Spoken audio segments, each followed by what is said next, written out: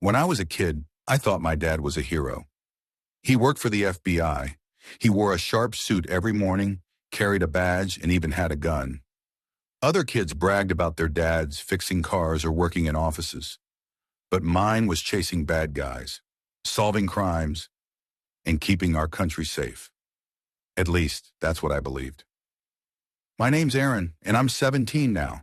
But the moment everything changed, the moment I stopped seeing my dad as a hero, happened exactly 1 year ago, and I haven't spoken to him since.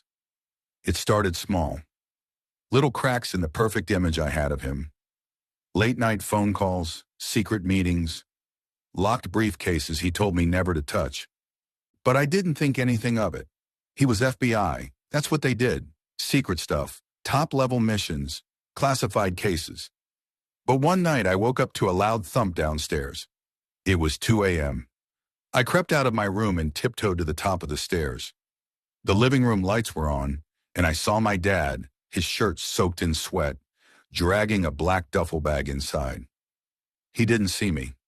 I watched him open the bag. Inside were bricks of something wrapped in plastic. I couldn't tell what it was. Drugs? Money? Weapons? My heart pounded. I felt sick. He zipped the bag shut, glanced around, and then rushed it down into the basement. The next morning, I confronted him.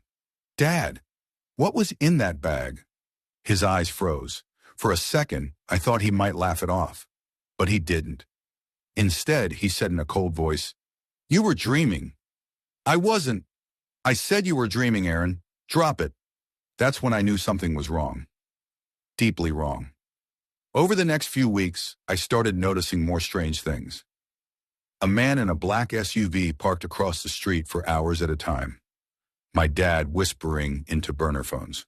Random people knocking on the door late at night, only to leave a few minutes later. I was scared, but I was also angry. Why was he hiding things from me? Why was he acting like a criminal? One night I followed him. He left the house around 10 p.m., said he was going to the office. But I snuck out 5 minutes later, grabbed my bike, and trailed his car downtown. He parked near a warehouse at the edge of the city. I stayed in the shadows and watched him go inside. I waited. 30 minutes later, I saw him again, this time with 2 other men. They were carrying boxes and putting them into a van. I took a photo with my phone. Just one. It was blurry, but you could clearly see my dad with those men. The next morning, I printed the photo and put it on the kitchen table. When he saw it, he went pale. "You followed me?" he growled. "You've been lying to me. What's going on, Dad?" He didn't answer. He just took the photo, ripped it in half, and walked away. For the next few days, we barely spoke. And then, everything exploded. One afternoon, I came home from school and found 2 police officers waiting for me in the living room.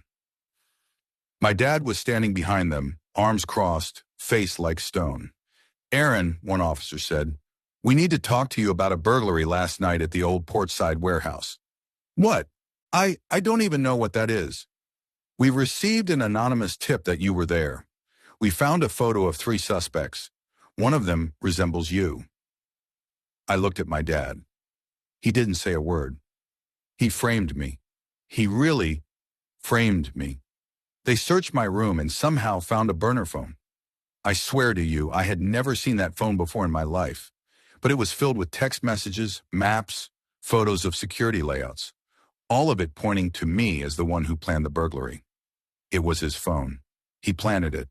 I was arrested and taken in for questioning.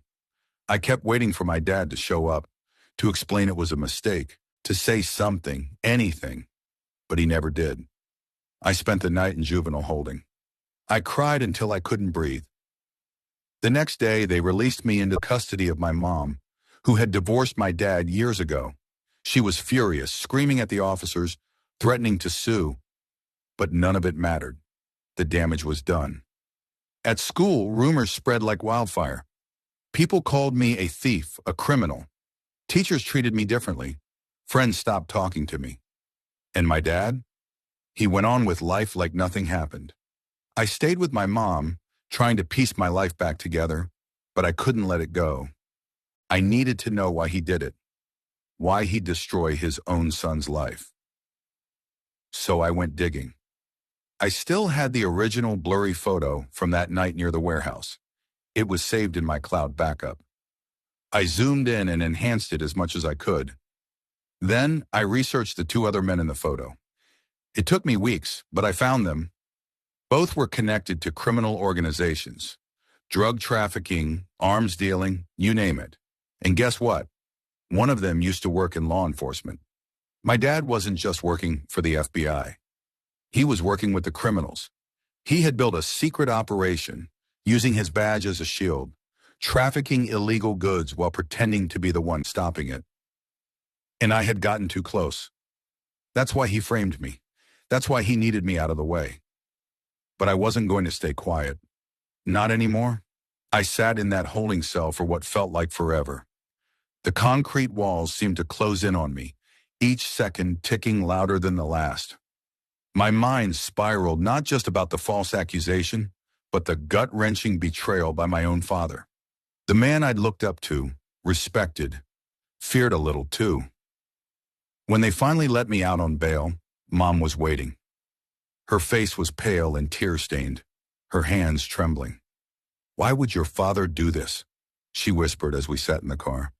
I didn't have an answer, but I had a gut feeling there was more to this than just me being framed. Something deeper, something darker. Over the next few days, I started digging. I replayed every memory, every suspicious look, every phone call Dad made late at night. I remembered the way he'd shut his laptop when I walked by, how he always locked the basement door, and the way he reacted when I mentioned the name of a guy he arrested years ago, a drug dealer named Ray Trigger Colton. Trigger was supposed to be serving 25 to life, but a quick online search told me he'd been released. Early, real early. Then I found something that made my stomach turn. An old photo, tucked deep in one of my dad's drawers. It was of him and Trigger smiling. Not like cop and criminal, but like old friends. That's when it hit me. Dad hadn't just framed me to cover up a mistake he was hiding an entire second life. I brought the photo to Mom. She stared at it, confused. "He told me that man was dangerous," she murmured. "Why would they be?" "Because I don't think Dad ever left the streets," I said. "I think he was working both sides." She didn't want to believe it. Neither did I, but truth doesn't wait for permission. It just hits. That night I followed him. He left the house around 10 p.m., said he was going to check on a case. I waited 10 minutes, then slipped out behind him. He didn't go to the precinct. He drove to an old mechanic shop on the outskirts of town. I parked my car a block away and crept through the shadows, heart pounding in my ears.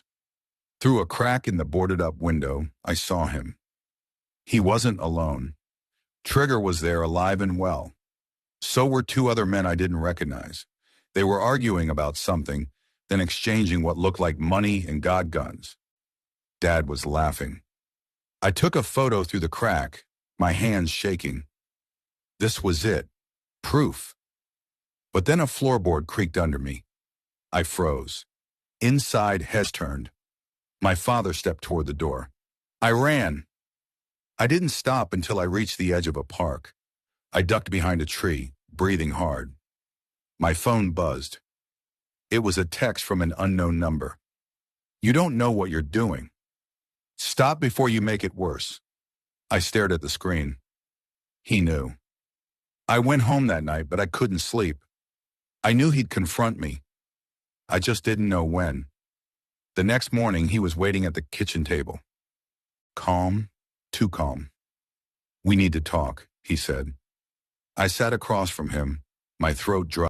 "You saw something you shouldn't have," he began. "But it's not what you think." I said nothing. He continued.